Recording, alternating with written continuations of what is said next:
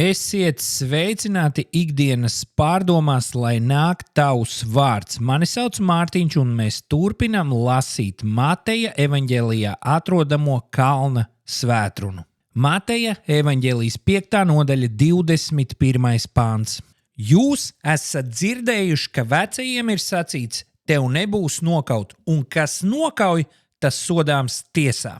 Jēzus kalna svētrunu primāri adresēja jūdiem, kuri ļoti labi zināja Mūzes bauslību.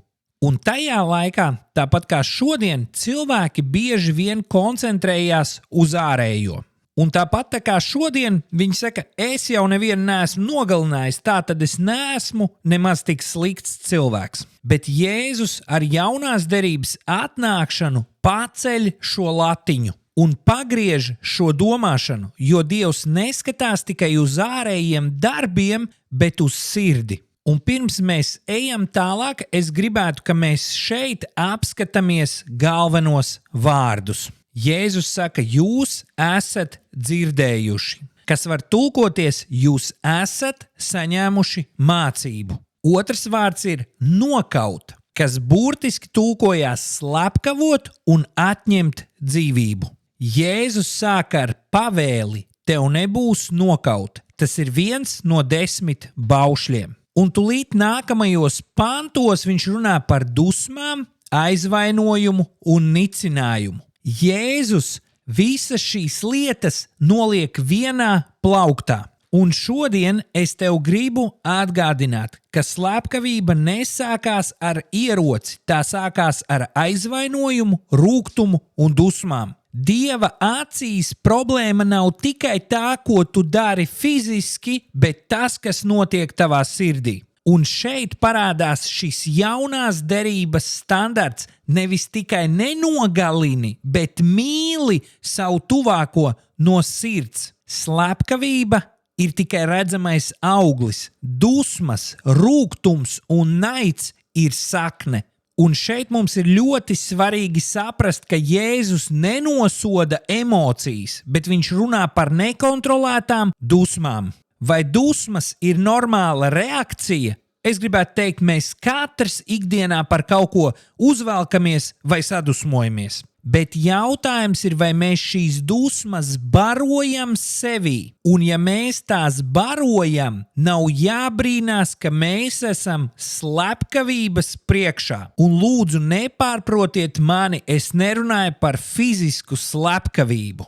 Bet es gribu mums visiem uzdot jautājumu, cik bieži savās dusmās mēs nokaujam cilvēkus ar vārdiem vai ar darbiem, garīgi vai emocionāli. Mums ir visu laiku jāpārbauda savas sirdis, jo no dusmām līdz darbiem šī degradācija ir pakāpeniska. No sākuma tās ir dusmas sirdī, vēlāk tas ir nicinājums vārdos, un vēlāk tas pārtok par cilvēka pilnīgu noniecināšanu. Un Dievs neredz tikai gala rezultātu, viņš redz visu procesu, no sēkliņas līdz auglim. Es šodien vēlos tev uzdot šo lielo jautājumu, cik tu bieži kādu nokauj? Ar vārdiem, ar attieksmi, ar kādām darbībām? Un tu vari nevienu nenogalināt, bet tomēr iznīcināt cilvēku ar savu attieksmi. Šodien ir jauna žēlastības diena. Nepaturi dusmas sevī. Tev ir debesu Tēvs, pie kur tu vari nākt un izkratīt savu sirdi. Tu vari nākt pie viņa žēlastības troņa, lai atrastu palīdzību īstā laikā.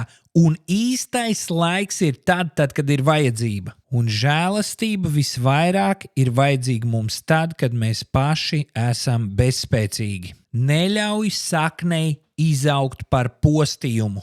Nokauj sakni, pirms šī sakne ir izaugusi, un nokauj kādu, kas tev ir blakus. Tu vari nākt vienkāršā lūkšanā un teikt, Tēvs, paldies, ka tu redzi manu sirdi, un paņem prom no manas sirds rūgtumu, dusmas, aizvainojumu un neļauj tam veidot manu dzīvi.